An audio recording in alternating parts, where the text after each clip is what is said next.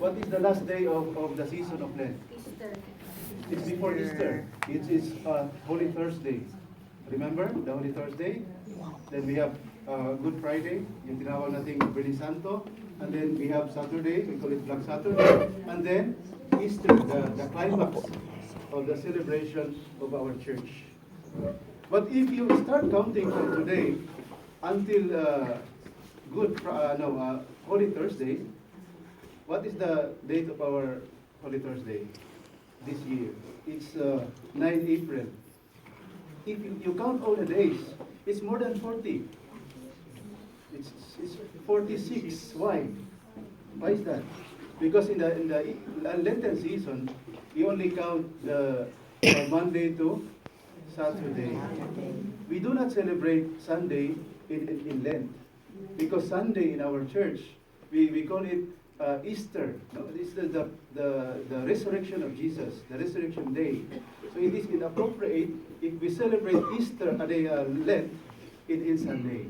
So we remove the 6 Sundays, we have 40 days. Brothers and sisters, let me share with you the two understanding of Lent. First is the understanding of Lent in liturgical view. A lot of us already know about this. But for those who do not know, let us review a little.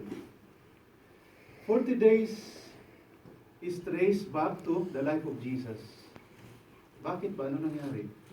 What is significant for these 40 days in the life of Jesus? Before Jesus entered Jerusalem, he spent 40 days where? In the wilderness, in the desert. Ba, nag-fasting siya, tapos lumapit sa kanya yung si Satanas for temptation. Do you still remember the story? Yeah. And that's 40 days before he entered Jerusalem.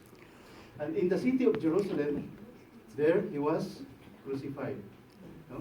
He experienced the passion, yung paghihirap hanggang sa kamatayan until resurrection. But before that, he prepared himself, not only physically but spiritually, psychologically. Kasi alam niya na ang hirap ng buhay ngayon. So 40 days. And bakit kaya 40 days? Because for the Jews, 40 days is very significant. It's very symbolic number.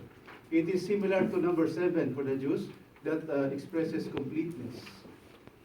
If you notice, Moses spent 40 days on top of the mountain just to seek or to search for the face of the Lord. And doon sa bukid na yon, yung bundok Midian, before the encounter, he spent 40 days for fasting and prayer. Also the Israelites, they spent 40 years in the wilderness in preparation for the entrance to the promised land. 40 years, 40 days. And not only that, Elijah also spent 40 days in his journey in the wilderness before he arrived in the mountain of God, yung Mount Carmel. So 40 days. Its completeness, it reminds us that celebration of Lent for 40 days is that we have enough time, no, to prepare ourselves for Easter. So yun yung liturgical point of view. Now, the second part is the literal understanding. If you open the Webster's dictionary, you look at the meaning of Lent. They have a lot of meanings. But one of the meanings is that Lent is a transitive verb. It's very related to our celebration today. It says that Lent is a transitive verb that means to give to somebody for a specific purpose on a condition that it will be returned with exact value. So halimbawa, si Matthew, nagpahiram siya ng ballpen, no, kay Gemma. Pag sinabing pahiram, ibig sabihin isauli niya. Yeah? Pag halimbawa may naghiram ng auto, pag pinahiram yung auto, isauli niya, minsan nga bibili pa ng gas. Yung ano yung ginamit niya, minsan para exact value, yun yung Lent. Brothers and sisters, in this understanding of Lent, it reminds us that our lives are on Lent to us by God. Amen? Amen. we are not the owners of our lives. Pinahiram lang sa atin ng ating buhay. So in this celebration, in this season of Lent, tayo ay pinaalalahanan ng ating simbahan na paghandaan natin